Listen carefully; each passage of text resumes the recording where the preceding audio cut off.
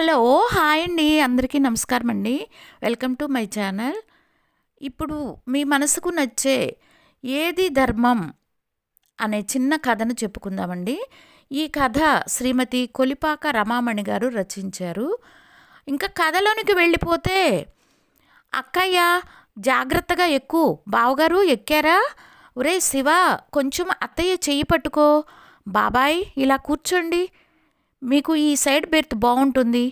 మీరు పిన్ని ఎవరి ప్రమేయం లేకుండా పడుకొని విశ్రాంతి తీసుకోవచ్చు. ఒరేయ్ చందు, పిల్లలందరూ ఎక్కారా? లెక్కపెట్టు. మనవి 30 టికెట్లు. అమ్మా అపర్ణ, ఆ పెట్టెలు వెనక్కి సర్దు. ఆ టిఫిన్ల పొట్లాలు సంచిలో వేరే పెట్టించండి. భవానీ, మంచినీళ్ల సీసాలు తెప్పించాలి. మీ ఆయనతో చెప్పు, గుర్తుంచుకొని కొంటారు. అన్నయ్య గారు, మీరు వదిన గారు ఆ బెర్త్ మీద సర్దుకోండి. ఏమిటర్రా, అప్పుడే పేకలు పనిచేస్తున్నారా? మీ ఆట బంగారం కాను. ఒరే పిల్లలు, అలా అరవకండి. రైల్లో కొంచెం సర్దుకున్నాక మీ అంత్యాక్షరి పాటలు మొదలు పెట్టవచ్చు. రైల్లో ఒకటే హడావిడి. ఎల్లుండు విశాఖపట్నంలో మా ఆఖరి తమ్ముడు చందు పెళ్ళి. రేపు స్నాతకం ప్రధానం. సికింద్రాబాద్ నుంచి 30 మందిమి బయలుదేరాం. ఇంట్లో ఇదే ఆఖరి పెళ్ళని అమ్మ నాన్నగారు పేరు పేరున చుట్టాలని పెళ్ళికి పిలిచి ముందుగానే టికెట్లు కొన్నారు.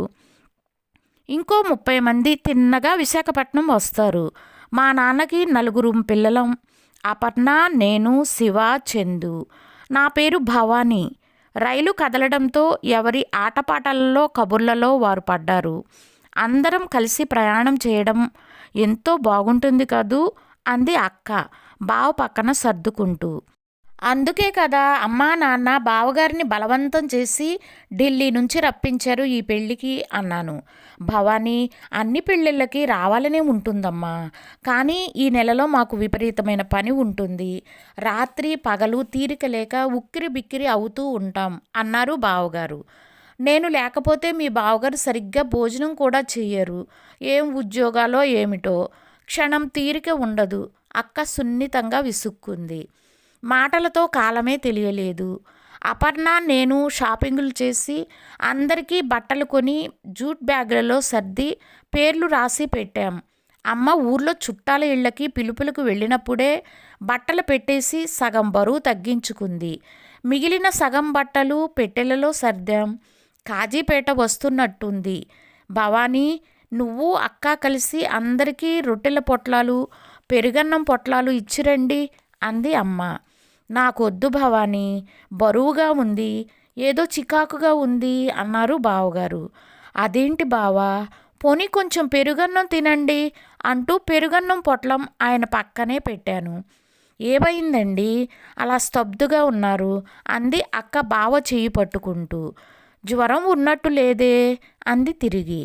అటుగా వచ్చిన నాన్నగారు, ఏమైంది దక్షిణామూర్తి, ఇలా వచ్చి మా దగ్గర కూర్చో, మీ అమ్మా నాన్నగారు ఇక్కడే ఉన్నారు అంటూ బావగారిని లేపి తమ దగ్గర కూర్చోబెట్టుకున్నారు. అక్కడ కూర్చున్న అత్తయ్య మామయ్య కూడా ఆయన దగ్గరికి వచ్చారు. ఏమైందిరా మూర్తి, ఎందుకలా డీలా పడిపోయావు అంటూ కంగారు పడ్డారు అతని అమ్మ. ఏం లేదమ్మా, కొంచెం చికాకుగా ఉంది. కంగారేం లేదులే అమ్మా అన్నారు బావగారు వెనక్కి జారబడుతూ. పెద్దవాళ్ళు 4 అతని చేత 2 ముద్దలు తినిపించి కింద బెర్తు ఖాళీ చేసి ఇచ్చారు. అతను విశ్రాంతిగా పడుకోవాలని.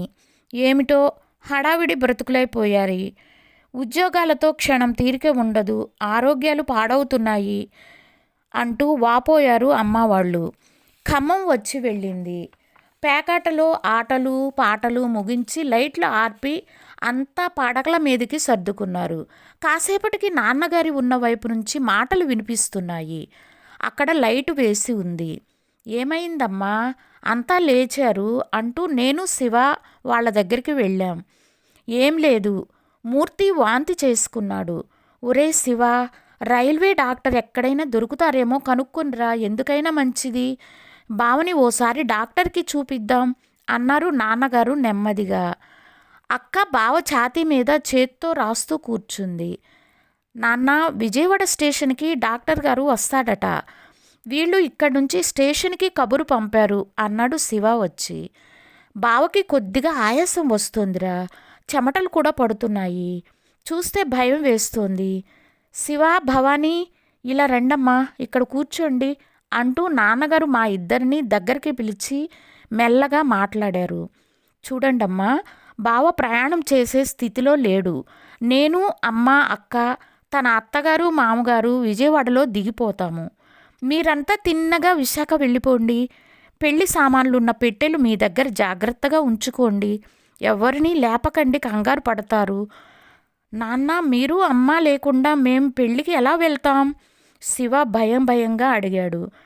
ఏం భయం లేదమ్మా, భవానీ అక్క ఉంది కదా, అన్నీ సంభాళించుకుంటుంది. రేపటి కార్యక్రమం నిర్విఘ్నంగా కానివ్వండి. నువ్వు కోడలు స్నాతకం పీటల మీద కూర్చోండి. మేం బావ ఆరోగ్యం కుదుట పడగానే ట్యాక్సీలలో బయలుదేరి వస్తాం అన్నారు నాన్నగారు. నేను, శివ తెల్లముఖాలు వేశాం. నాన్నగారు విజయవాడలో ఉన్న తన స్నేహితుడికి స్టేషన్కి రమ్మంటూ ఫోన్ చేశారు. నాన్న మీద మాకు చాలా నమ్మకం. ఆయన ఎట్టి పరిస్థితులనైనా ఇట్టే చకచకా ఆలోచించి కార్యరంగంలోకి దిగుతారు. ఏ పరిస్థితుల్లోనూ తొణకరు, బెనకరు. విజయవాడ స్టేషన్ వచ్చింది. రైల్వే డాక్టర్ వచ్చి బావను పరీక్షించి నాన్నతో మాట్లాడారు. ఇంతలో నాన్నగారి స్నేహితుడు చక్రాల కుర్చీ పట్టుకుని వచ్చారు. అమ్మ, నాన్న వాళ్ళు దిగిపోయారు. ఎంత నిశ్శబ్దంగా పనులు జరిగినా చాలామంది పెద్దవాళ్ళు లేచి ప్రశ్నార్థక ముఖాలతో నుంచున్నారు. చందు, నీ పెళ్ళికి మేము రేపు బయలుదేరి వచ్చేస్తాం, నువ్వేం చింతపడకు అంటూ నాన్నగారు బిత్తరపోయి నుంచున్న చందుని ఓదార్చి ముందుకు కదిలారు. కళ్ళనీళ్లతో అమ్మ, అక్క, వాళ్ళ అత్తయ్య, మామయ్య గారు బావగారి కుర్చీ వెనకాల వెళ్ళటం చూస్తూ నుంచున్నాం. అక్క కొడుకు సురేష్ వాళ్ళ నాన్న పక్కనే కుర్చీ పట్టుకుని పరుగులాంటి నడకతో ముందు నడుస్తున్నాడు. ఈ హఠాత్ పరిణామానికి ఆశ్చర్యపోతూ దిక్కు తెలియని వాళ్లలా నుంచున్న మమ్మల్ని రైలు కూత ఒక్కసారి అప్రమత్తుల్ని చేసింది. గబగబా రైలు ఎక్కి తక్కిన చుట్టాలకి బావ అనారోగ్యం గురించి వివరణ ఇచ్చాం. ఆ రాత్రి మాకు శివరాత్రి జాగరణే అయ్యింది. ఒక్క నిమిషం కూడా నిద్రపోలేదు. విశాఖలో రైలు ఆగగానే ఆడపిల్లివారు మమ్మల్ని ఆహ్వానించడానికి వచ్చారు. ఏరమ్మా, బావగారు, అక్కయ్య గారు ఏ పెట్టెలో ఉన్నారు? పెళ్లి కూతురు తండ్రి ప్రశ్న ఎదురయ్యింది. ఇదేదో మామూలు సంఘటనలాగా మా ఆయన శంకర్ బావగారి అనారోగ్యం గురించి వారితో క్లుప్తంగా చెప్పారు. పెళ్లి వారి ముఖాల్లో కొంత నిరాశ, విచారం కనిపించాయి. విడిదిలో దిగడం, స్నానాలు, పానాలు, స్నాతకం, పలహారాలు అన్నీ యాంత్రికంగా జరుగుతున్నాయి. శివ అయితే గంటకోసారి నాన్నకి ఫోన్ చేస్తూనే ఉన్నాడు. నాన్నగారి ఫోను కానీ అక్కయ్య ఫోను కానీ పనిచెయ్యటం లేదు. ఏమిటే చిన్నక్క, నాన్నగారి దగ్గర నుంచి ఏ కబురు లేదు. పైగా సెల్ కూడా పనిచేయటం లేదు. బావగారిని ఆసుపత్రిలో చేర్చారో లేదో అన్నాడు శివ. కంగారు పడకురా, కొత్త ఊరు కదా, వాళ్ళు అక్కడ ఏ ఇబ్బంది పడుతున్నారో, బావగారికి ఎలా ఉందో అన్నాను. నా మనసు అల్లకల్లోలంగా ఉంది. ఏమిటే మీ నాన్న మొండితనం? పెళ్లివారంతా గంటకి అడుగుతున్నారు దక్షిణామూర్తి ఆరోగ్యం ఎలా ఉందని, మీ అమ్మా నాన్న ఎప్పుడు విశాఖ వస్తున్నారని. మీ నాన్నేమో అక్కడ నిమ్మకు నీరెత్తినట్టు కూర్చున్నాడు. ఏ కబురు కాకరకాయ లేదు అంటూ అత్త, తక్కిన చుట్టాలు నిమిషానికి ఓదర కొడుతున్నారు. మూర్తికి ఎలా ఉంది? ఏమీ కాలేదు కదా? ఏంటా మాటలు? శుభమా అని పెళ్ళి ఇంట్లో ఉంటూ? ఏమోలే, ఫోన్ కూడా చేయటం లేదు, అందుకని భయమేసింది అంటూ గుసగుసలాడుకుంటున్నారు. అలాంటిదేమైనా జరిగితే పెళ్ళి ఆగిపోతుంది, మెల్లగా సణుక్కుంటున్నారు. మనుషులు ఇంత ఘోరంగా ఎలా మాట్లాడుకుంటారో అనిపించింది. మనసులోనే బావ ఆరోగ్యం బాగుపడాలని దేవుడికి మొక్కాను. ఆ గదిలోంచి వడివడిగా నడుస్తూ బయటికి వచ్చేశాను బాధగా. శివ, చందు, శంకర్ దూరంగా వరండాలో నుంచుని ఉన్నారు. వాళ్ళు బావగారి ఆరోగ్యం గురించి ఆలోచిస్తున్నారని తెలుస్తుంది వారి మాటల వల్ల. అమ్మా నాన్న ట్యాక్సీలు ఎక్కి ఉంటారా? రేపు పెళ్లి ముహూర్తం వేళకి చేరుకోగలరా? ఈ నాన్నగారు ఏమిటో ఫోన్ చెయ్యరు అంటూ శివ, చందు మాట్లాడుతున్నారు. బావగారి ఆరోగ్యం ఈ పాటికి బాగుండాలని వారి ఆశ. ఆ రాత్రి కూడా విడిదిలో మాకు జాగరణే అయ్యింది. పాపం పెళ్లి కూతురు తండ్రి ఎంతో కష్టపడి తలకు మించిన ఖర్చు చేస్తూ మాకు విడిది ఏర్పాట్లు, భోజనం ఏర్పాట్లు ఘనంగా చేశారు. మర్నాడు ఉదయం 7:30కి పెళ్లి ముహూర్తం. చందు పెళ్ళి ఎటువంటి ఆర్భాటం లేకుండా అయిపోయింది. నాన్న వాళ్ళు రాలేదు, ఏ కబురు తెలియలేదు కూడా. మొద్దు వారిన బుర్రలతో యాంత్రికంగా పెళ్లి పనుల్లో పాల్గొన్నాం. 1 గంటకి భోజనాలు అయిపోయాయి. సాయంత్రం 4 గంటలకి తిరుగు ప్రయాణం. అప్పుడు వచ్చింది నాన్న దగ్గర నుంచి ఫోన్లో ఏమని చెప్పారంటే, పెళ్లి కూతురు పెళ్లి కొడుకుని అక్కడే ఉంచేసి ఇంటికి తిరిగి వచ్చేయండమ్మా. బంధువులను కూడా వారి వారి ఇళ్లకి పంపించేయండి. దీని భావం ఏమిటి? బావ ఆరోగ్యంగా హాస్పిటల్లోనే ఉన్నారా అనుకుంటూ ఒకరి ముఖాలు ఒకరం చూసుకున్నాము. మళ్ళీ నాన్నగారి ఫోను మోగలేదు. శంకర్, నేను బంధువులందరినీ పెళ్ళి సారె, లడ్డు, అరిసెలు వగైరా ఇచ్చేసి వారి వారి ఊళ్లకు వెళ్ళిపోమ్మని గౌరవంగా సున్నితంగా చెప్పేసి పంపేశాం. శంకర్ని చూసి చుట్టాలెవరూ ప్రశ్నలకు దిగలేదు. సికింద్రాబాద్ స్టేషన్ నుంచి తక్కిన చుట్టాలకి కూడా వీడ్కోలు చెప్పి శివ కుటుంబం, మా కుటుంబం ఇంటికి చేరాం. మాతో అత్తయ్య, మామయ్య కూడా వచ్చారు. బావగారు ఏ ఆసుపత్రిలో ఉన్నారో, ఎలా ఉన్నారో వెంటనే చూసి రావాలని ఆలోచనలన్నీ బావ చుట్టూనే తిరుగుతున్నాయి. తలుపు తీసే ఉంది. హాల్లో నాన్నగారు, అపర్ణ మామగారు కూర్చుని ఉన్నారు. నాన్న, బావకి ఎలా ఉంది? ఎక్కడ ఉన్నారు? నేను శివ ఒకేసారి అడిగేశాం. వచ్చారా అమ్మా? రండి కూర్చోండి. బావకి ఎలా ఉంది నాన్న చెప్పు. మీ బావ ఇక లేరమ్మా అన్నారు నాన్నగారు. నెమ్మదిగా తల మీద పిడుగు పడినట్లు, నమ్మలేనట్లు అచేతనంగా నిలబడిపోయాం. ఏమిటి నాన్న మీరనేది? నాన్న కళ్ళ వెంట నీళ్లు. ఆయన ఏడవటం మేము ఇదే మొదటిసారి చూడటం. ఏమైందిరా బాబు అంటూ అత్త వెళ్ళి నాన్న పక్కన కూర్చుంది. బావగారు, ఇదెలా జరిగింది? ఎప్పుడు జరిగింది అన్నారు మామయ్య కూడా నాన్న దగ్గరికి వెళ్తూ. ఆ రాత్రి విజయవాడలో రైల్వే ఆసుపత్రిలో చేర్పించామండి.